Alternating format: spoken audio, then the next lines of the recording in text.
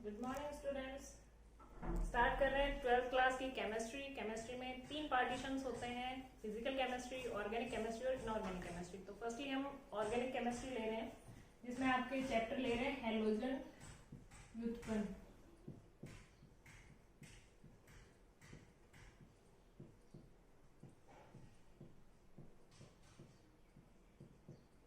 या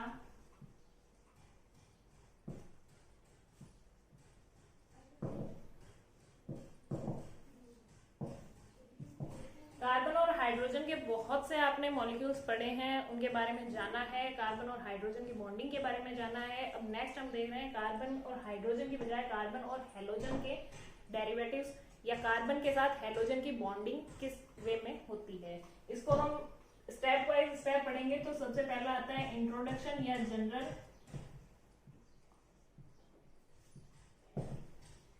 परिचय इसका।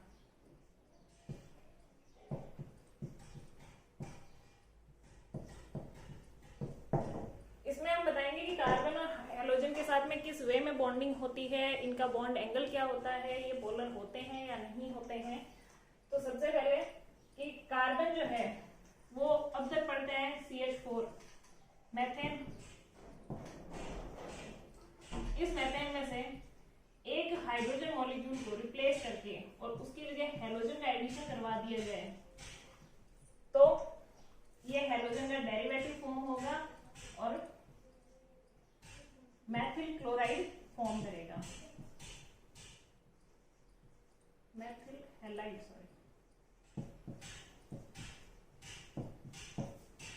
इसमें जो है इसका जनरल फॉर्मूला जो है वो कार्बन का जो एल्केन्स का फॉर्मूला होता है वही फॉर्मूला होगा। इसके फर्दर हम इसमें देखें तो एक छोटा सा माइनर चेंज होता है, जिसमें कार्बन में लिखा जाता है CnH2n+2।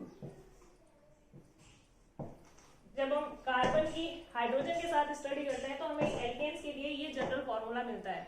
इस फॉर्मूले में छोटा सा चेंज करके एक हेलोजन का एडिशन करवाना है और एक हाइड्रोजन को रिप्लेस करना है। ये इसका जनरल फॉर्मूला होता है जो हेलो एल्केन्स के लिए अप्लाई होता है। जब एल्कीन्स की बात करते हैं तो जो सेम वो एल्कीन्स के लिए फॉर्मूला आएगा, जनरल फॉर्मूला, उसमें एक छोटा सा चेंज होगा, एक हाइड्रोजन को रिप्लेस करके हेलोजन का एडिशन करवा दिया जाएगा। नेक्स्ट अब हम इसके बारे में पढ़ते हैं, इसके क्लासिफिकेशन के बारे में।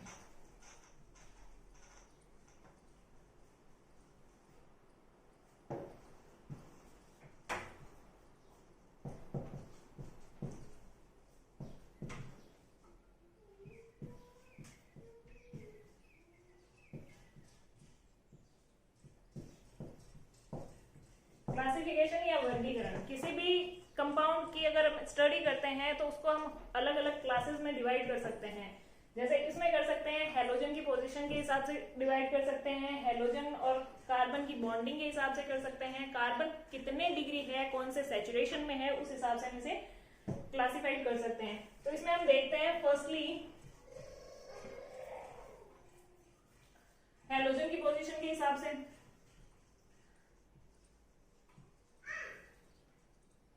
हेलोजन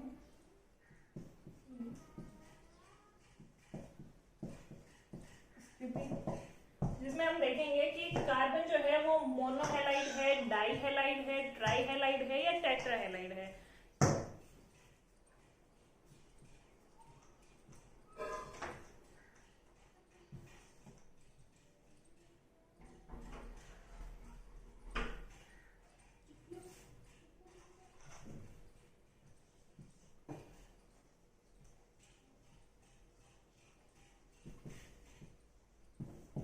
मोनोहेलाइसिस में फर्स्ट पढ़ेंगे, जिसमें कार्बन जो है वो उसका एक मॉलिक्यूल किसी भी हेलोजन के एक मॉलिक्यूल के साथ बॉन्डेड होता है और एक कॉम्प्लेक्स का फॉर्मेशन करता है या एक मॉलिक्यूल का फॉर्मेशन करता है जो हेलोजन का डेरिवेटिव होता है।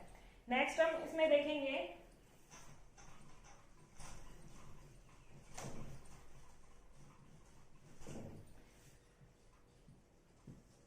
डाईहेलाइड्स। मोनो में हमने देखा कि CH3 मॉलिक्यूल है जो एक हेलोजन के साथ बॉन्डेड होकर मोनोहेलाइड का फॉर्मेशन कर रहा है। फर्दर हम इसे सैचुरेटेड कर देते हैं तो ये डाई हैलाइड का फॉर्मेशन करेगा, जिसमें दो हेलोजन जो है वो इससे बॉन्डेड हो जाएंगे।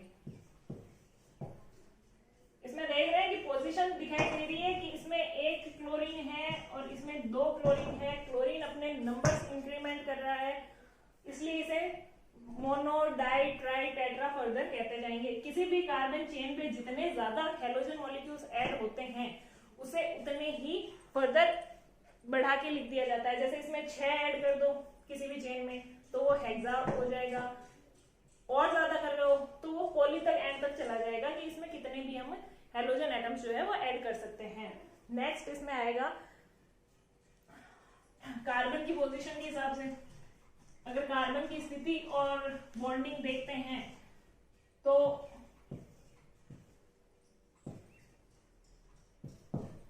कार्बन की अगर पोजीशन की बात करें तो इसमें पहला देखेंगे 1 डिग्री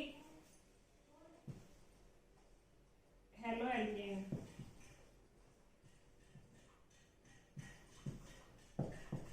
जिसमें कोई भी कार्बन एटम जो है वो एक बॉन्ड का फॉर्मेशन करता है और वो पीछे किसी एक ही अदर कार्बन एटम से बॉन्डेड होता है। मतलब कार्बन की जो पोजीशन होती है वो 1 डिग्री पोजीशन होती है। इसमें देख रहे हैं कि ये कार्बन है जो हेलोजन से एडेड है। इस कार्बन की जो कंडीशन है उसे हम 1 डिग्री कहते हैं, क्योंकि ये पीछे फर्दर एक ही बॉन्ड का फॉर्मेशन कर रहा है। इसी में अगर इसे सैचुरेटेड कर दिया जाए, इसके साथ 2 बॉन्ड बना दिए जाए तो ये 2 डिग्री कार्बन एटम हो जाएगा, और इसके साथ अगर हम 3 बॉन्ड बना देते हैं कार्बन या 3 कोई अदर मॉलिक्यूल जो है वो कार्बन एटम से एडेड होते हैं तो वो 3 डिग्री कार्बन एटम शो करता है। नेक्स्ट इसके स्पेसिफिक केसेस हैं जिनमें हेलो एल्केन्स के बजाय हेलो एल्कीन्स के बारे में भी डिस्कस किया गया है।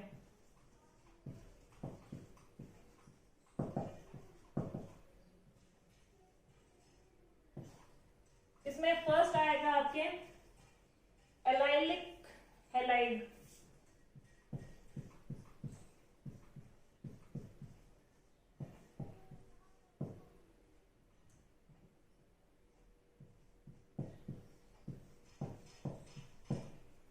एलाइलिक हैलाइड में हम देखेंगे कि कोई भी हेलोजन है वो किसी भी अनसैचुरेटेड कार्बन चेन से बॉन्डेड होता है, पर जिस कार्बन एटम से बॉन्डेड होता है वो सैचुरेटेड कार्बन एटम होता है। जैसे CH2 double bond CH, CH2 CH, ये जो है पीछे अनसैचुरेटेड कार्बन एटम है या कार्बन के 2 एटम्स हैं जो अनसैचुरेशन शो करते हैं। आगे हम देखें तो ये जो कार्बन है जिससे हम जिस CH को हम हेलोजन से बॉन्डेड करवा रहे हैं वो एक सैचुरेटेड कार्बन है, क्योंकि इसकी चारों वैलेंसी जो है वो फुलफिल होती है, जबकि इसमें एक डबल बॉन्ड का फॉर्मेशन हो जाता है। डबल बॉन्ड के फॉर्मेशन की वजह से हम इसे अनसैचुरेटेड या असंतृप्त कार्बन चेन भी कह सकते हैं। क्योंकि ये हेलोजन है वो एक सैचुरेटेड कार्बन से बॉन्डेड है, फर्दर वो किसी भी अनसैचुरेटेड चेन से बॉन्डेड है कार्बन, इसलिए इसे हम एलाइलिक हैलाइड कहते हैं। सेकेंड इसमें हम देखते हैं वाइनिल हैलाइड।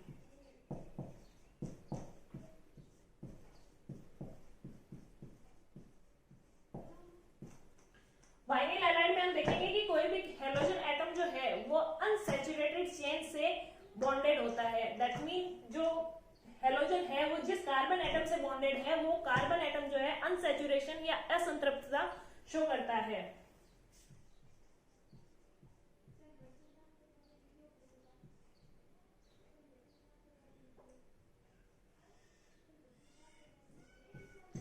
इसमें देख रहे हैं ये जो कार्बन है वो अनसैचुरेशन शो कर रहा है, क्योंकि ये एक डबल बॉन्ड का फॉर्मेशन कर रहा है। जब कोई भी कार्बन होता है वो डबल बॉन्ड का फॉर्मेशन करता है तो वो अनसैचुरेशन बताता है, और अनसैचुरेशन की वजह से हम इसे वाइनिल हैलाइड्स में ऐड करते हैं। फर्दर इसका थर्ड पार्ट होता है बेंजाइलिक हैलाइड।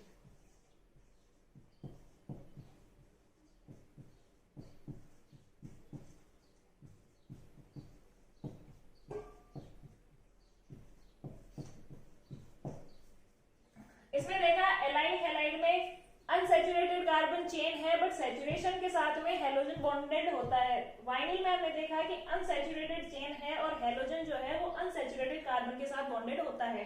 थर्ड में हम देख रहे हैं कि जो हेलोजन है वो सैचुरेटेड कार्बन से ही बॉन्डेड है, मतलब ये कंडीशन तो यही है। पीछे जो है वो एक अनसैचुरेटेड चेन से ही बॉन्डेड है, बट वो चेन नहीं होके इस बार एक साइक्लिक रिंग होती है, मतलब किसी भी एरोमेटिक कंपाउंड या एरोमेटिक रिंग से बॉन्डेड होता है। इसका हम एग्जांपल देखते हैं।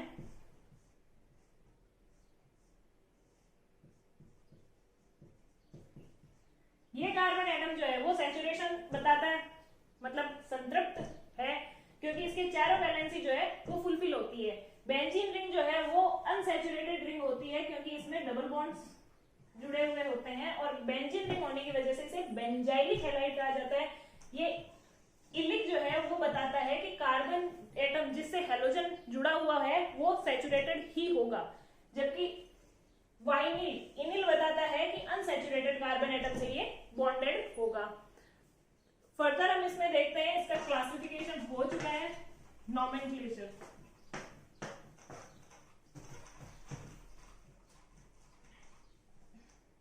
थर्ड टॉपिक अपना आता है इसका नामकरण।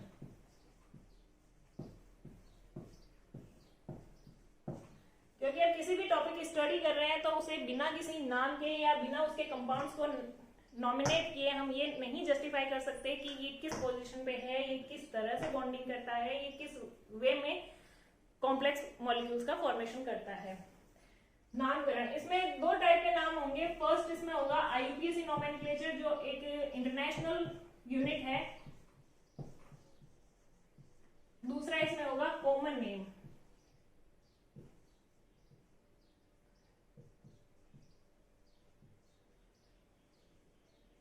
IUPAC जो है वो एक इंटरनेशनल नॉमेनक्लेचर सिस्टम है, जिसके अकॉर्डिंग किसी भी कंपाउंड का जो नाम दिया जाता है वो मेजॉरिटी में रखा जाता है, जबकि कॉमन नेम जो है वो हम स्पेस या एरिया के वाइज चेंज भी कर सकते हैं।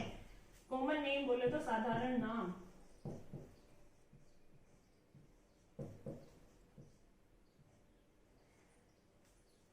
IUPAC नॉमेनक्लेचर में हम देख रहे हैं कि इतनी देर से हम पढ़ रहे हैं कि हेलोजन के डेरिवेटिव्स पढ़ रहे हैं, हेलोजन के व्युत्पन्न पढ़ रहे हैं। तो हमने देखा हेलो एल्केन्स के बारे में, हेलो एल्कीन्स के बारे में। तो वो जो हेलो एल्कीन्स हैं, हेलो एल्केन्स हैं,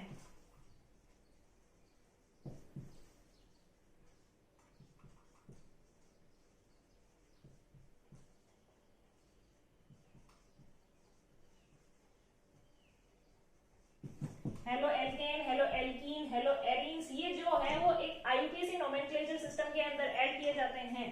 फर्दर हम देखते हैं कॉमन नेम या साधारण नेम, जिसके अंदर हम किसी भी चीज में एल्किल हैलाइड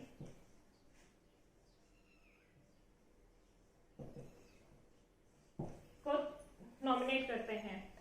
अब इसमें एक चीज और बता दूं, हेलो एल्केन्स और हेलो एल्किल हैलाइड में जो है वो सिर्फ इतना ही डिफरेंस है कि इसमें हम हेलोजन मॉलिक्यूल या हेलोजन एटम्स जो होते हैं इन्हें चेन के नाम से पहले लिखते हैं, जबकि कॉमन नेम जो है, साधारण नाम हम लेते हैं तो हैलाइड जो है या हेलोजन के जो मॉलिक्यूल्स होते हैं उन्हें हम चेन के नाम के बाद में ऐड करते हैं। जैसे हम कॉमनली देखते हैं कि किसी भी पर्सन का भी अगर हम नाम होता है तो वो भी एरिया वाइज होता है। फर्स्टली हम उसका नाम बोलते हैं, बाद में सरनेम बोलते हैं, बट उसे अगर इंटरनेशनल लेवल पे देखा जाए तो पहले उसका सरनेम बोला जाता है, आफ्टर दैट उसका नाम बोला जाता है। दैट्स व्हाई ये IUPAC जो है वो एक इंटरनेशनल लेवल पे चलने वाला सिस्टम है।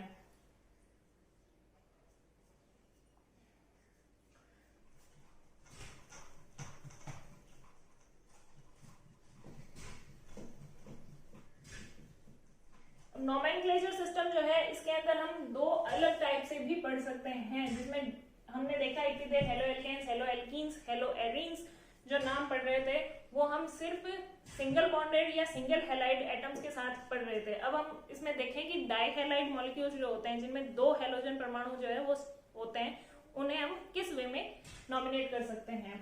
तो इसमें अब देखते हैं डाई हेलो एल्केन। इसमें हम दो तरह से इसका नाम दे सकते हैं, एक जेमिनल टाइप से दे सकते हैं, एक विसिनल टाइप से दे सकते हैं।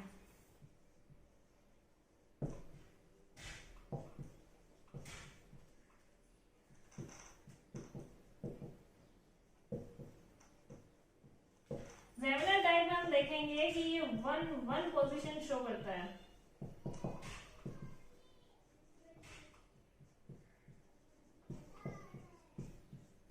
एक हैलाइड दूसरे हैलाइड से एक पोजीशन पर होता है, एक स्थिति पर होता है, मतलब दोनों हैलोजन के जो मॉलिक्यूल्स या एटम्स जो होते हैं वो किसी भी एक ही कार्बन एटम से बॉन्डेड होंगे। सेकंड हम देख रहे हैं विसिनल टाइप। विसिनल टाइप में ये जो है वो 1-2 पोजीशन या 1-2 स्थिति दर्शाते हैं, जिसमें हम देखते हैं कि कार्बन के साथ 2 कार्बन एटम होंगे और दोनों हैलोजन जो है वो 2 अलग अलग कार्बन के साथ जुड़े होंगे। इनका हम देखें फर्दर तो इसमें जैम डाइक्लोराइड, जैम डाइहैलाइड भी बोल सकते हैं, या इसे एल्काइलिडीन बोल सकते हैं, एल्काइलिडीन डाइहैलाइड। यही हम विसिनल में अगर देखते हैं तो ये विसिनल डाइहैलाइड्स या विसिनल हैलाइड्स बोल सकते हैं। चलो डाइहैलाइड बोल दो, क्योंकि विसिनल जो है वो इंडिकेट करता है, जेमिनल जो है वो इंडिकेट करता है कि इसमें कोई भी 2 हैलोजन के एटम्स जो है वो बॉन्डेड हैं। अब विसिनल जो है वो ये बताता है कि ये 1-2 पोजीशन पर है, जेमिनल ये बताता है कि ये 1-1 पोजीशन पर है, दैट्स मीन किसी भी एक कार्बन एटम से बॉन्डेड है। विसिनल वाले में हम इसे एल्काइलिन भी बोल सकते हैं, एल्काइलिन डाइहैलाइड। अब इसको हम एग्जांपल के थ्रू समझ सकते हैं। जैसे जेमिनल टाइप में अगर हम एग्जांपल देखते हैं तो ये CH3CHClCl, ये एक मॉलिक्यूल है जिसमें 2 हैलोजन के एटम हैं, दोनों हैलोजन के एटम किसी भी एक कार्बन से बॉन्डेड हैं। अब अगर हम इसका नोमेनक्लेचर देखते हैं अकॉर्डिंग टू IUPAC नोमेनक्लेचर, तो इसमें हम करेंगे कि किसी भी एक लंबी कार्बन चेन का सिलेक्शन होगा, उसके बाद में जो नंबर ऑफ कार्बन चेन हम सेलेक्ट कर रहे हैं उसमें फर्स्ट प्रायोरिटी किसी भी कंपाउंड अदर कंपाउंड जो है या प्रतिस्थापी जिसे बोलते हैं उसे दी जाती है। तो इसे हम 1 नंबर देंगे, इसे हम 2 नंबर देंगे। कार्बन जो है पहले पर 2 हैलोजन एटम एडेड है, इसलिए इसका अगर IUPAC नोमेनक्लेचर के अकॉर्डिंग नाम देखते हैं तो 1,1 डाइक्लोरो,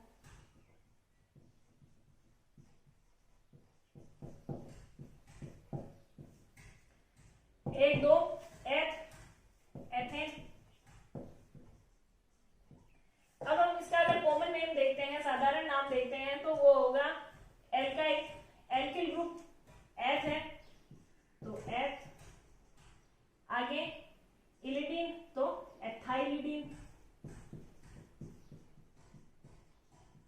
डाइहैलाइड जो है वो डाइहैलाइड का डाइहैलाइड, डाइहैलाइड में हमने क्लोराइड लिया है तो डाइक्लोराइड।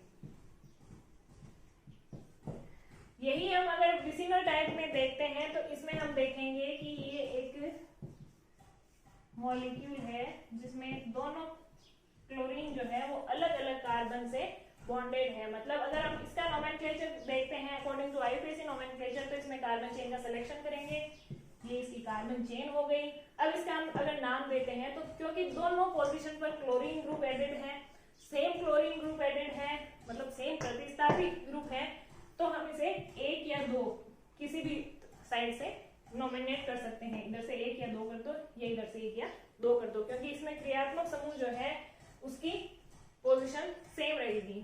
ठीक है, अब हम इसका नाम देखते हैं तो इसका नाम होगा 1,2 डाइक्लोरो, डाइक्लोरो क्योंकि 2 मॉलिक्यूल है एथेन जो हमने पहले देखा है। अब हम इसका साधारण नाम देखते हैं। साधारण नाम इसका लिखा गया है एल्काइलिन डाइहैलाइड्स। एल्काइलिन एल्किल ग्रुप क्या है एथेन, तो एथ, इलिन, एथाइलिन, डाइहैलाइड, हैलाइड में क्या लिया है क्लोराइड तो डाइक्लोराइड। अब इसमें आपने देखा कि जो साधारण नाम है इसमें जो क्रियात्मक समूह या हैलोजन का एटम नाम पहले इंडिकेट किया जाता है। नेक्स्ट हम इसमें देखेंगे प्रिपरेशन मेथड्स, या फर्स्टली हम इसमें देखते हैं आइसोमराइजेशन या समावयवता। क्योंकि किसी भी कॉम्प्लेक्स की या कंपाउंड की स्टडी करते हैं तो उसमें कोई ना कोई समावयवता जरूर प्रेजेंट होती है।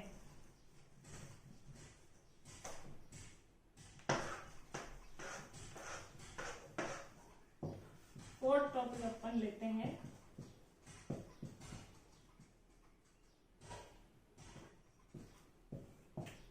समावयवता, या इसे कहते हैं आइसोमराइजेशन।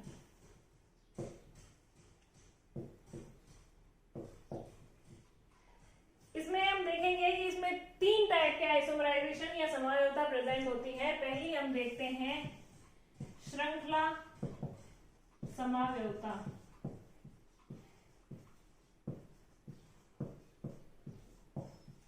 क्योंकि नाम ही बता रहा है कि इसकी जो चेन है उसमें कुछ ना कुछ चेंजेस होंगे, इसीलिए इसे श्रृंखला समावयवता कह रहे हैं।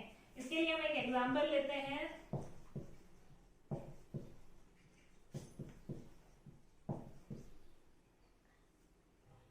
वन क्लोरो ब्यूटेन, क्योंकि पहले ही बात हो चुकी है, फर्स्ट प्रायोरिटी उस कार्बन एटम को दी जाएगी कार्बन चेन में जिस पर कोई भी फंक्शनल ग्रुप एडेड होता है। तो ये 1 2 3 4 1 क्लोरो ब्यूटेन। अब हम इसमें चेन आइसोमराइजेशन या श्रृंखला समावयवता देखते हैं।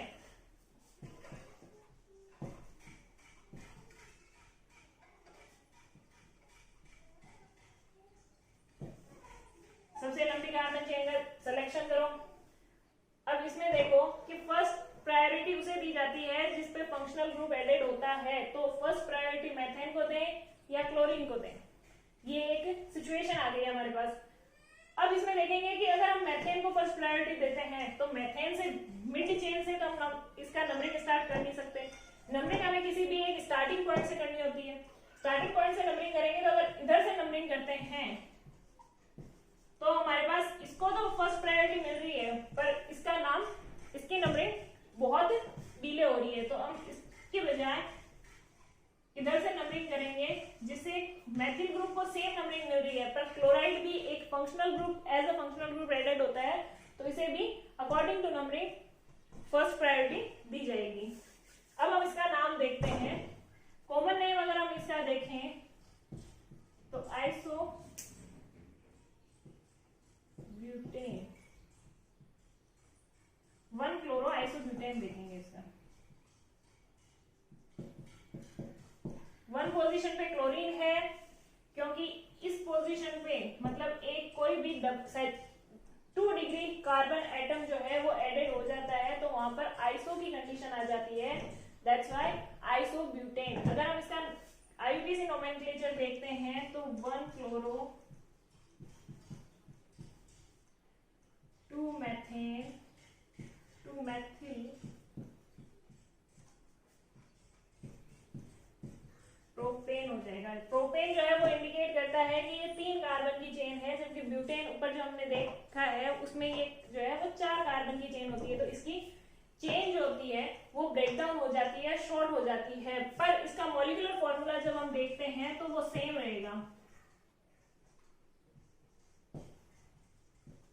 क्योंकि किसी भी तरह की आइसोमराइजेशन या समावयवता में हम देखते हैं तो मॉलिक्यूलर फॉर्मूला जो है वो एज इट इज रहता है, मतलब सेम रहता है, बस उसके पोजीशंस जो हैं उनमें चेंजेस आते रहते हैं। जैसे इसमें हम देखते हैं तो एक कार्बन की पोजीशन यहाँ पर चेंज हुई है, दैट्स व्हाई इसे हम चेन आइसोमराइजेशन या श्रृंखला समावयवता कहते हैं। नेक्स्ट हम देखेंगे इसमें पोजीशन या स्थिति समावयवता, क्योंकि नाम ही बता रहा है कि स्थिति समावयवता की अगर हम बात कर रहे हैं तो वहां पर हम कार्बन की स्थिति की बात ना करके और जो फंक्शनल ग्रुप हम ले रहे हैं, एक हेलोजन एटम जो हम ले रहे हैं उसकी स्थिति की बात हम करेंगे।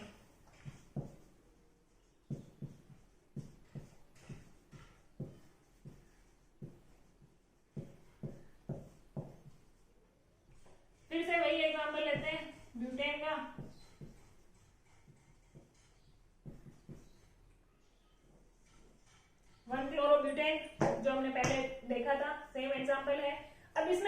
क्लोरीन की पोजीशन की बात करते हैं, जो क्लोरीन जो है वो अपनी पोजीशन को चेंज कर लेता है, जिसकी वजह से इसकी केमिकल और फिजिकल प्रॉपर्टीज में चेंज आ जाता है, पर इसका मॉलिक्यूलर फॉर्मूला जो है वो एज इट इज रहता है, जो ऊपर है वही नीचे रहेगा।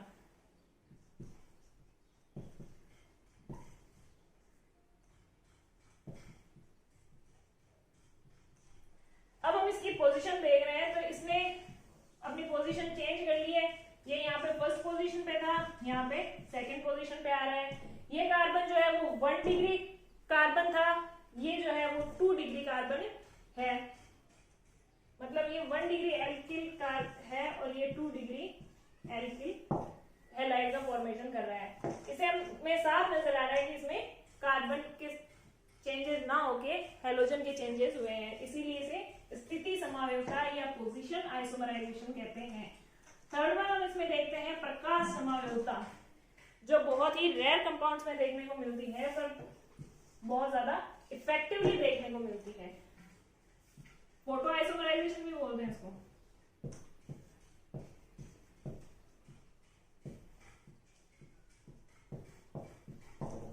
प्रकाश समावयवता की हम बात करें तो प्रकाश समावयवता में जो है वो एक मिरर इमेज का फॉर्मेशन होता है, जो ये बताता है कि वो फोटो सेंसिटिव है या नहीं है। अब फोटो आइसोमराइजेशन में हम देखते हैं तो इसमें जो मिरर इमेज बनती है वो अगर एक दूसरे के सुपर इम्पोजिबल होती है, मतलब एक दूसरे पर अतिव्यापित होती है, तो वो फोटो सेंसिटिव नहीं होगा, उसमें फोटो आइसोमराइजेशन नहीं प्रेजेंट होगी। जबकि हम देखते हैं कि वो एक दूसरे पर पूर्ण रूप से अतिव्यापित नहीं होती है, दैट्स मीन वो फोटो सेंसिटिव एटम्स हैं और फोटो आइसोमराइजेशन उनमें प्रेजेंट होगा या प्रकाश समावयवता में देखने को मिलेगी।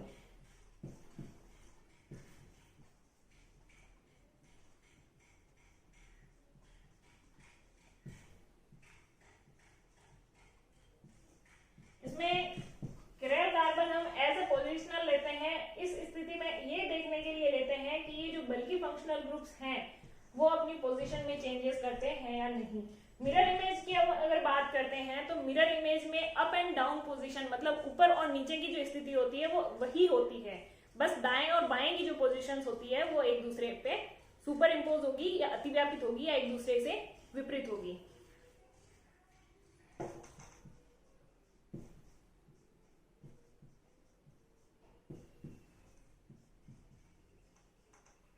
अब इसमें देख रहे हैं कार्बन के ऊपर की साइड हाइड्रोजन एटम है, इसमें भी हाइड्रोजन एटम है, नीचे हमने ब्रोमीन लिया है एज ए एल्किल हैलाइड, तो इसमें भी हमने ब्रोमीन ही लिया है और सेम पोजीशन है।